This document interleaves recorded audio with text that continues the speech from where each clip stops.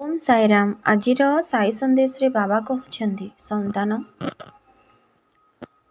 ସବୁ ମଣିଷଙ୍କର ଭୁଲ ହୋଇଥାଏ। ସନ୍ତାନ ମଣିଷ ମାତ୍ରକେ କାହାର ଭୁଲ ନାହିଁ, କେହି ଏମିତି ନାହିଁ ଏ ସଂସାରରେ। ସନ୍ତାନ, ଜୀବନରେ ଯାହା ବି ପରିସ୍ଥିତି ଆସୁ, ତୁ କେବଳ ଧୈର୍ଯ୍ୟର ସହିତ ମୁକାବିଲା କରିବୁ। ଆଉ ସବୁବେଳେ ତୋ ଭଗବାନଙ୍କ ନାମ ସ୍ମରଣରେ ନେବୁ। ତୋ ବାବାର ନାମ ସବୁବେଳେ ହୃଦୟରେ ନେବୁ।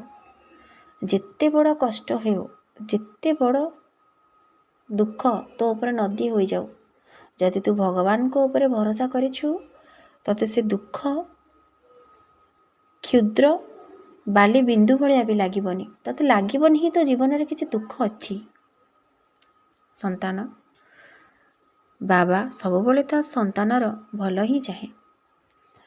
ତୋ କର୍ମଫଳ ତତେ ଭୋଗିବାକୁ ପଡ଼ୁଛି, ହେଲେ ଏ ସଂସାରରେ ସବୁ କର୍ମ ତୁ ଏଇଠି ହିଁ କରିବୁ। ଲାଷ୍ଟକୁ ତୋ କର୍ମ ତୁ ନେଇକି ହିଁ ଯିବୁ।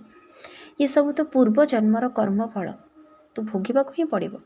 ହେଲେ ତୁ ଯଦି ମୋ ନାମ ଜପ କରି ତୋ ବାବାର ଆଶୀର୍ବାଦ ନେଇ ଜୀବନରେ ଆଗକୁ ବଢ଼ିବୁ, ତୁ କେବେ ବି ଦୁଃଖର ପାହାଡ଼ ତୋ ପାଖେ ଥିବ, କିନ୍ତୁ ତତେ କିଛି ବି ଲାଗିବନି ସନ୍ତାନ।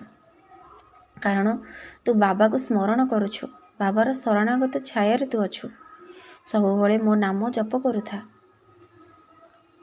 ଦୁଃଖ ତୋର କିଛି ବି କ୍ଷତି କରିପାରିବନି।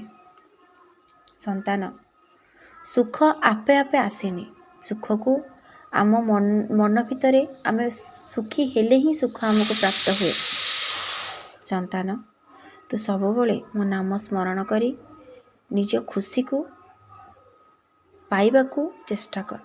ନିଜ ଖୁସି ନିଜ ଭିତରେ ଅଛି, ତାକୁ ତୁ ଦେଖିବାକୁ ଚେଷ୍ଟା କର। ଆଉ ତୁ ଯଦି ସବୁବେଳେ ଦୁଃଖର ଭିତରେ ଘାଣ୍ଟି ହେବୁ, ତତେ ଦୁଃଖ ସବୁ ଜିନିଷରେ ତତେ ଦୁଃଖ ଲାଗିବ। ସନ୍ତାନ, ଭଗବାନ ତତେ ଯାହା ଦେଇଛନ୍ତି ତୁ ସେଥିରେ ଖୁସି ହ, ସେଥିରେ ସନ୍ତୁଷ୍ଟ ହ।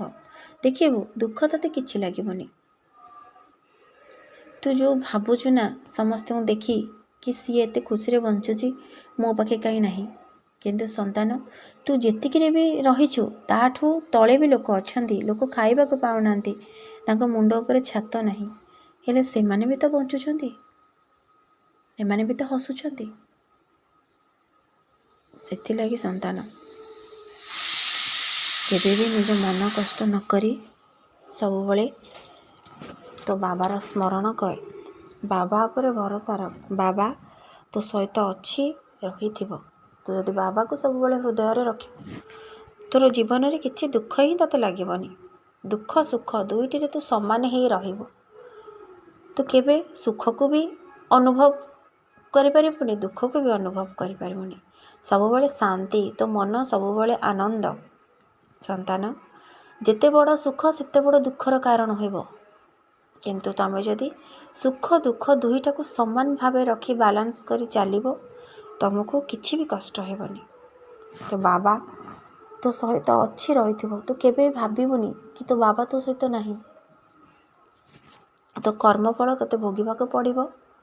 ତୁ ସେହି କର୍ମଫଳ ଭୋଗିବୁ ତ ନିଶ୍ଚିନ୍ତ, କିନ୍ତୁ ଯଦି ତୁ ଭଗବାନଙ୍କୁ ସ୍ମରଣ କରି ଭଗବାନଙ୍କୁ ବିଶ୍ୱାସ କରି ରହିବୁ, ତତେ କିଛି କଷ୍ଟ ହେବନି। ଭଗବାନଙ୍କ ଛାୟା ତୋ ମୁଣ୍ଡ ଉପରେ ସେମିତି ରହିଥିବ। ସନ୍ତାନ, ତୋ ବାବା ତୋତେ ସବୁବେଳେ କହୁଛି, ଯେଉଁ ମଣିଷ ଯେଉଁ ଭକ୍ତ ଭଗବାନଙ୍କୁ ବିଶ୍ୱାସ କରିଛି, ସେ ସଂସାରରେ କାହାକୁ ଡରିନି କି ଡରିବନି। ତାର କେହି କିଛି ବି କରିପାରିବେନି। ସନ୍ତାନ, ମୋ ହୃଦୟରେ ମୋ ନାମ ସ୍ମରଣ କରି ତୁ ତୋ କର୍ତ୍ତବ୍ୟ ତୋ କର୍ମ କରିଚାଲ। ଆଉ ଫଳ ଭଗବାନଙ୍କୁ ଛାଡ଼ିଦେ, ତୁ ତାର ନିଶ୍ଚିନ୍ତ ଫଳ ପାଇବୁ। ସନ୍ତାନ।